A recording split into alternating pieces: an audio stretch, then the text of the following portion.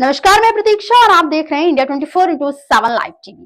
पहलगाम हमले के बाद भारत का सिंदूर ऑपरेशन जारी है, जिसे बौखलाए पाकिस्तान ने जम्मू कश्मीर और अमृतसर सहित सीमावर्ती शहरों को निशाना बनाने की कोशिश की।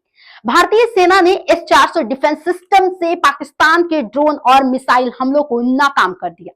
पहलगाम हमले के बाद जवाबी कार्रवाई में भारत का पाकिस्तान के खिलाफ सिंदूर ऑपरेशन जारी है और इस पलटवार से बौखलाया पाकिस्तान अपना चेहरा बचाने के लिए जम्मू कश्मीर, अमृतसर सहित राजस्थान के बॉर्डर से सटे शहरों को निशाना बनाने की कोशिश में जुटा हुआ है। पाकिस्तान ने गुरुवार रात को जम्मू कश्मीर सहित कई अलग अलग शहरों में ड्रोन और मिसाइल से हमला करने की कोशिश की, जिसे भारतीय सेना के एयर डिफेंस सिस्टम S-400 ने नाकाम कर दिया। इससे एक रात पहले भी पाकिस्तान ने भारत के 15 शहरों को सैन्य ठिकानों पर हमला करने की कोशिश की थी, लेकिन भारत के S-400 एयर डिफेंस सिस्टम ने उसे नाकाम कर दिया। अब पिछले 12 घंटे में क्या क्या हुआ वो बड़े अपडेट आपको बता देते हैं। जम्मू, उधमपुर, सांबा, अखनूर, नगरोटा और पठानकोट में मार गिराए 50 पाकिस्तानी ड्रोन। जी हां, आपको बता दें कि भारतीय सेना ने गुरुवार रात LOC और IB पर एक बड़ा ऑपरेशन किया है।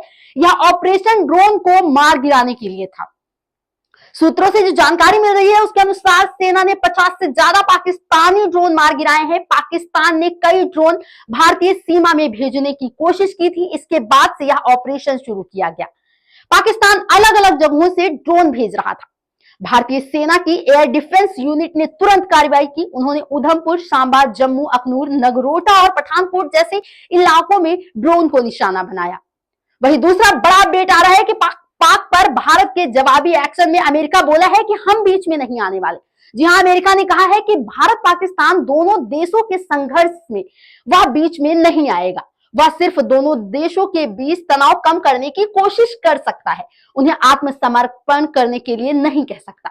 और आपको बता दें कि भारत और पाकिस्तान के बीच तनाव के बीच अमेरिकी राष्ट्रपति JD वेंस ने कहा है कि भारत और पाकिस्तान संघर्ष में मूल रूप से उनका कोई काम नहीं है।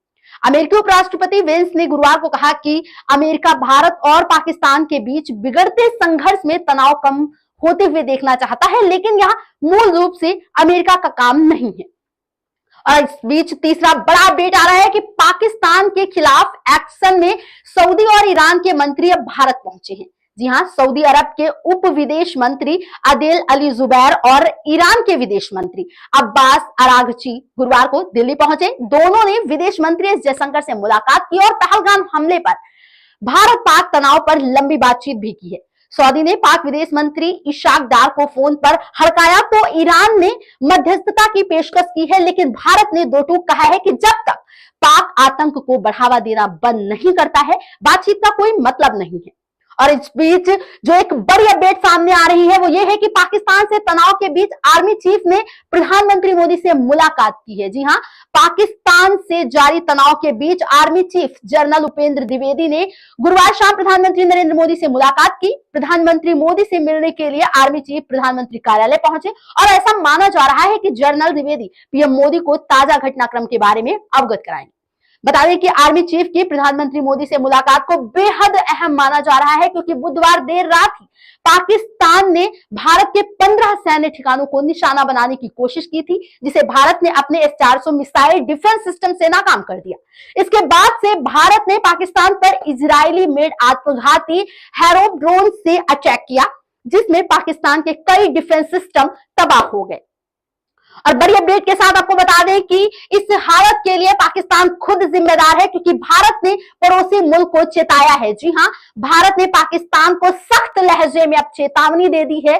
भारत ने कहा है कि हमारी कार्रवाई आतंकवाद के खिलाफ है, नपी तुली है। ये आतंकवाद जब तक कम नहीं करेंगे बातचीत का कोई मतलब नहीं है, लेकिन अगर पाकिस्तान हमला करेगा तो इसका अंजाम भी उसे भुगतना पड़ेगा। हम हर हमले का जवाब देने के लिए तैयार हैं। विदेश मंत्रालय की प्रेस ब्रीफिंग में विदेश सचिव विक्रम मिस्री ने साफ शब्दों में कहा है कि हमारी कार्रवाई तनाव बढ़ाने के लिए नहीं है, तनाव बढ़ाने के लिए केवल पाकिस्तान जिम्मेदार है। मिस्री ने कहा कि 22 अप्रैल को पहलगाम में हुआ हमला तनाव की शुरुआत था।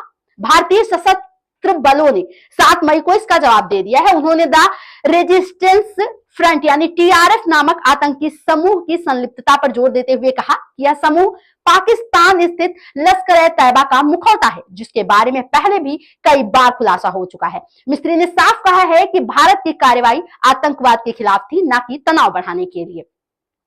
और इस बीच जो बड़ी अपडेट सामने आ रही है उसमें यह है कि भारत पाकिस्तान में तनातनी पर तुर्की के राष्ट्रपति एर्दोगन ने भी बड़ा बयान दिया है। जी हां, भारत पाकिस्तान के बीच बढ़ते संघर्ष पर पाकिस्तान के दोस्त तुर्की के राष्ट्रपति रेचेप तैयप एर्दोगन ने बयान दिया है।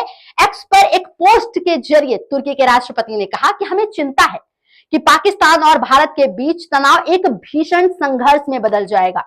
इसका परिणाम मिसाइली हमले होंगे और अनेक नागरिक मारे जाएंगे। इसके साथ ही एर्दोगन ने एक बार फिर पाकिस्तान के लिए हमदर्दी दिखाई है। पोस्ट में उन्होंने लिखा, मैं हमलों में अपनी जान गंवाने वाले हमारे भाइयों पर ईश्वर की दया की कामना करता हूं। एक बार फिर पाकिस्तान को भाई समान जनता और राज्य के प्रति अपनी संवेदना व्यक्त करता हूं। और बड़ी अपडेट यह भी सामने आ रही है कि भारत के हेरोप ने Pakistani HQ-9 air defence system को तबाह कर दिया है। जी हां, ये बड़ी अपडेट आ रही है। भारत ने हेरोप ड्रोन से पाकिस्तान के HQ-9 एयर डिफेंस सिस्टम को नष्ट कर दिया है। इस हमले का एक कथित वीडियो भी सोशल मीडिया पर शेयर किया जा रहा है। हालांकि इसकी पुष्टि नहीं हो सकी है। भारत ने हेरोप ड्रोन को इजराइल से खरीदा है, जबकि पाकिस्तान ने HQ-9 एयर डिफेंस सिस्टम को चीन से खरीदा है।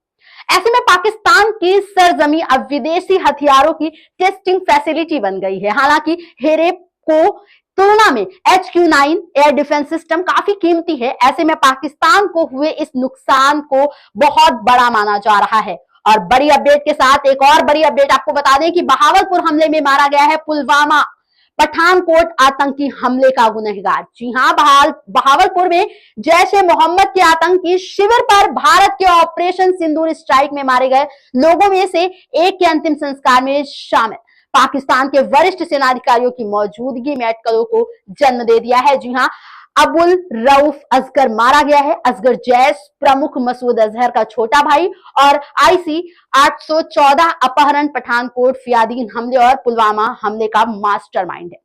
विदेश सचिव विक्रम मिस्त्री ने गुरुवार को आधिकारिक सरकारी ब्रीफिंग में रऊफ की मौत के अटकलों पर टिप्पणी करने से इनकार कर दिया, लेकिन सुरक्षा एजेंसियों के सूत्रों से कहा गया है कि अंतिम संस्कार में शामिल होने को एक संभावित संकेत के रूप में देखा जा रहा है।